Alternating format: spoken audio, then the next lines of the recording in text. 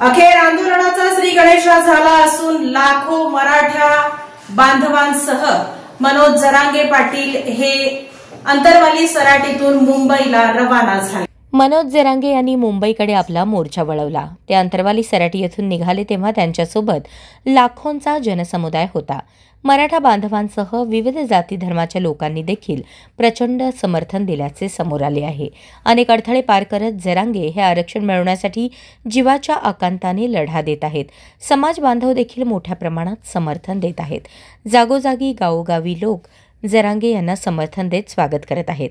त्यांचा ताफा रात्री उशिरा जुन्नर येथील ऐतिहासिक स्थळी दाखल झाला। या छत्रपती शिवाजीराजांच्या पावनभूमीत त्यांचे जुन्नरकरांनी भव्य स्वागत केले। राज्यातील लोक समूहाने या अभियानात सामील होण्यासाठी येत आहेत। सोलापूरकर देखील उत्साहात मोठ्या संख्येने घोषणाबाजी करत सामील झाले आहेत। एक मराठा, एक मराठा, एक मराठा, एक मराठा, आरक्षण आमच्या हक्काचं, नाही कुणाच्या बापाचं, आरक्षण आमच्या हक्काचं, नाही कुणाच्या बापाचं, एक मराठा, एक मराठा, चलो मुंबई, चलो मुंबई, चलो मुंबई, चलो मुंबई।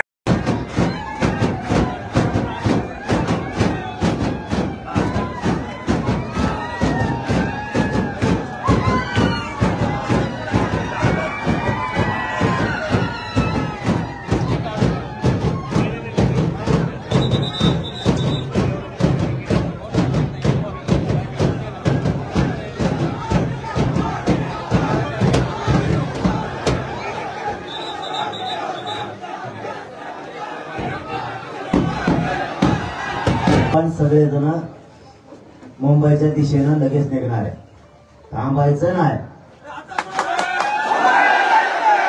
शेवटी आपल्यासाठी आपल्याला आपल्या लेकरांचा न्याय सुद्धा खूप महत्वाचा आहे। त्यामुळं आपण आझाद मैदानावरती आमरण उपोषण जे कायद्याच्या नियमात हे लोकशाहीचं सगळं नियमाचं पालन करून आमरण उपोषण हे 29 ऑगस्ट रोजी सकाळी 10 वाजता आझाद मैदानावर सुरू होणार। आपण सगळ्यांनी समाजाची मान खाली होईल असं एकाने वागायचं नाही। आपल्याला उचलण्याचा प्रयत्न केला जाईल, आपल्याला खुलशी वागणूक दिली जाईल। शांत डोक्याने राहायचं। आता आरपारची शेवटची लढाई खेळायची, त्याच्यामुळं दम धरून माणूस बाजी जिंकू शकतो।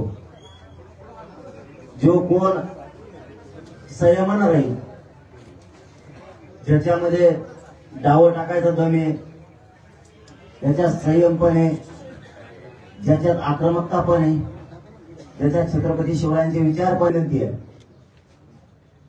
आता मात्र तुमच्यावरती वेळ आली जातीच्या पाठीमागे उभारून जातीचं रक्षण करायची। आता जात सांभाळ, तुम्हाला जात सांभाळायची, जातीची सेवा करायची संधी आली। अशी संधी पुन्हा नाही। या संधी जर तुम्ही जातीचं रक्षण नाही केलं, त्याच्या पाठीशी उभा नाही राहिला, मरेपर्यंत हा समाज तुम्हाला कधीच माफ करणार नाही। ह्यो शब्द मी तुम्हाला हात जोडून सांगतो। शेवटी काही झालं, तुम्ही कोणत्याही पक्षात असला, विरोधात असो किंवा सत्तेत असो, तुम्ही आमचेच आम्ही तुमचेच हे लक्षात ठेवा। सगळ्या पक्षातल्या विरोधातल्या आणि सत्ताधाऱ्यातल्या मराठ्यांना पुन्हा ती शब्द वापरतो की शेवटी तुम्ही ज्येष्ठ आहेत, मोठे आहेत, समाजाचे मार्गदर्शक आहेत। समाजाचा मेन आधार तुम्ही श्रीमंत मराठी, राजकारणी मराठी। प्रत्येक लेकराला आणि या समाजाच्या जातीला आधाराचा हात द्या। तुम्ही सगळ्यांनी तिरस्कार करायची वेळ नाही, मनात काही मतभेद असतील तर ती वेळ नाही। खूप अटीतटीचा सामना आहे, खूप आता अटीतटीचा सामना आहे। त्यामुळं सगळ्या पक्षातल्या मराठ्यांनी, श्रीमंत मराठ्यांनी, राजकारणी मराठ्यांनी समाजाच्या, लेकराच्या आणि समाजाच्या पाठीवरती बळ देणारा हात टाकणं गरजेचं आहे, पाठीवर हात फिरवणं आता गरजेचं आहे, कारण समाजावर संकट घोंघवतोय जाणून बुजून. आता मात्र समाजावर तुम्हाला बारीक लक्ष ठेवावंच लागणार आहे. ही तुम्हाला माझी अंतरवालीतून महाराष्ट्रातल्या सगळ्या मराठ्यांच्या नेत्याला, श्रीमंत मराठ्यांना हात जोडून विनंती, काना डोळा करू नका.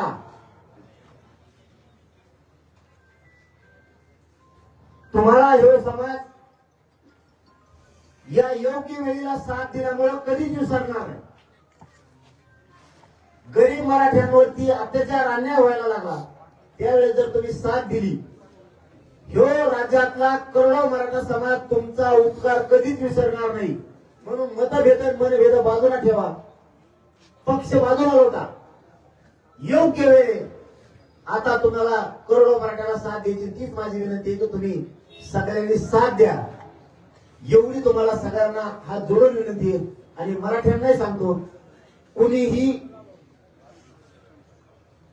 वाईट वेळाकडे वागायचं नाही, शांततेत गाड्या हाणायच्या, शांततेत सगळ्यांनी मुंबईकडे यायचं, शांततेत आंदोलन करायचं. आपल्याला कोणी रोखू शकत नाही. आझाद मैदानला आंदोलन, आमरण, उपोषण कायदेशीर मार्गाने सगळे नियम पाळून होणार आहे. माननीय न्यायालय आपल्यालाही न्याय देईल, आपले वकील न्यायालयात जाणार आहे. त्याच्याबद्दल काही चिंता करायची गरज नाही, पुढचं पुढे बघू. पण चालताना गाड्यांची रेस लावायची नाही, एका पुढे पाळवायच्या नाही. मागं राहिला तरी मुंबई जायचं, पुढे घेतली तरी मुंबईला जायचं. आपल्या लेकराला एखादी इजा होईल असं कोणी वागू नका, कारण आतापर्यंत थोडंही नुकसान आपल्या कुठल्याही लेकराचं झालेलं नाही. हे सगळ्यांनी ध्यानात ठेवा. आणि तसेच गाड्या आणायचं, शक्यतो मोटरसायकल दमाने आणा, नसता मोटरसायकलवाल्यांनी मुंबईला येऊ नका. पडले, पाऊस ये, खूप त्रास होईल. आपल्या पोरांनी मोठ्या गाड्या आणल्या, त्याच्यामुळे पाऊस आला ते गाड्यातून झोपायला लागले, त्यामुळे त्रास होत नाही.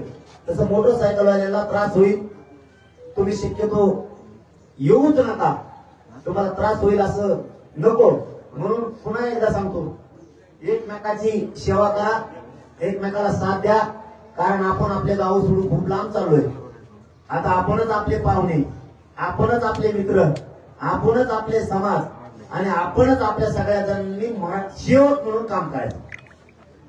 कुणी म्हणायचं नाही स्वयंसेवक कुठे गेले. आपण सगळे स्वयंसेवक आहेत. स्वयंसेवक किती पुरणार तुम्ही बघा. आता आणखी उद्या परवापासून 50,000 लाख सुद्धा स्वयंसेवक पुरणार नाही. आणखी 2 दिवसांनी बघा कसं मराठा समाज मुंबईकडे येतोय. त्याच्यामुळं माझी सगळ्यांना विनंती आहे, फक्त तुम्ही दमाने चला, गाड्या धडकू देऊ नका एकामेकाला. आणि ड्रायव्हरनं पुढेच बघा. ड्रायव्हर इकडे तिकडे बघतो तर दुसऱ्या गाडीला मागून ठोकलाच. त्याच्यामुळे बेसावध गाड्या हाणू नका. जिथं ड्रायव्हरला झोप लागत तिथंच गाडी उभा करायची, तिथंच बाजूला लावून झोपायचं. झोपी गाडी कुणी हाणायची नाही. उशीर झाला तर 1 दिवस नीट या ना. मुंबई पुढे चालली नाही, मला पुढे जायचं नाही. सगळ्यांना पुन्हा एकदा विनंती, शांततेत सगळ्यांनी आंदोलन करा. आता आपल्याला मुंबईकडे निघायचंय. धन्यवाद. जय श्री.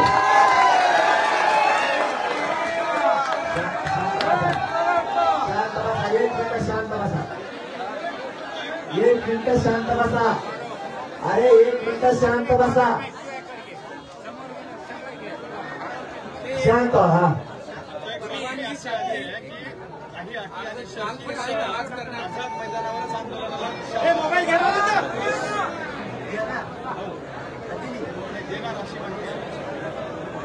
चांगली गोष्ट आहे की काही अटी शर्तीवर जर आझाद मैदानावरती पोलीस बांधव असं तुमच्याकडून माहिती मिळते की परवानगी देणार आहे. अटी शर्ती मान्य करून स्वागत आहे, कौतुक करतो. जर तुम्ही परवानगी देतायत अटी शर्तीवरती, आम्ही अटी शर्तीचा मराठा समाज म्हणून 100% पालन करणार ही आमचा शब्द आहे. आणि परवानगी ते देत आहेत म्हणल्यानंतर तर या 7 कोटी मराठ्यांच्या वतीनं त्यांचं मनापासून कौतुक.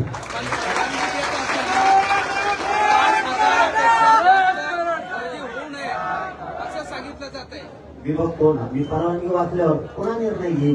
कारण आता मला अशी माहिती मिळाली, आता खरी कपुटी माहित नाही, पण मुख्यमंत्र्यांच्या वतीनं काय विखे साहेब का कोण मध्ये पुढे शिवनेरीला का कुठं तरी त्यांचं शिष्टमंडळ यायला लागले शिवनेरीला का तिथं बहुतेक घेऊन पोरांना सांगतो चर्चा होत असत्या चालू असतं. आता चर्चा